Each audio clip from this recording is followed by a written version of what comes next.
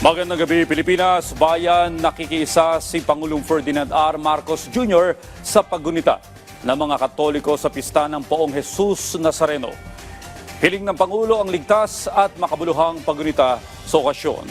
Sa kanyang mensahe, hinikayat ng Pangulo ang mga deboto na gawing gabay ang Jesus Nazareno sa kanilang buhay na may malasakit, sakripisyo at pagkakaisa sa pananampalataya. Yan ang ulat ni Kenneth Pasyente. Malasakit, sakripisyo at pagkakaisa sa pananampalataya. Yan ang binigyang diin ni Pangulong Ferdinand R. Marcos Jr. sa kapistahan ng Poong Jesus na Nazareno.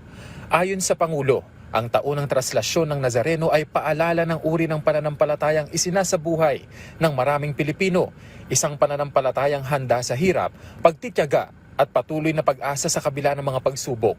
Sinabi rin ng Pangulo na sa gitna ng siksikang prosesyon, makikita ang mga kwento ng sakripisyo at pagtsatsaga, kasabay ng mga panata at matibay na pagkakaisa na nagpapatatag sa mga pamilya at nagtutulak sa mga pamayanan na magpatuloy. Binigyang diin din niya ang kahulugan ng imahe ng Panginoon na nadadapa sa bigat ng krus, isang makapangyarihang paalala ng kalagayan ng maraming Pilipino na napapagod, ngunit patuloy na pinipiling bumangon at magpatuloy ng magkakasama.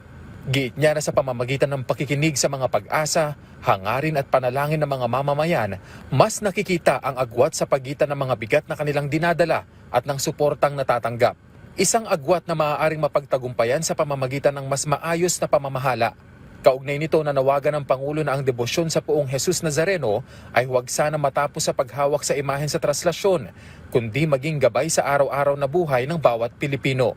Hinikayat din ni Pangulong Marcos Jr. ang sambayanan na isabuhay ang diwa ng debosyon sa pamamagitan ng pagpili sa tama at paglilingkod sa kapwa, lalo na sa panahon ng pagsubok. Nanawagan din siya ng isang ligtas, mataimtim at makabuluhang pagdiriwang at hinimok ang lahat na magpatuloy sa pagdadamayan at pagtutulungan para sa isang mas makatao at nagkakaisang bayan. Kenneth Pasyente, para sa Pambansang TV, sa Bagong Pilipinas.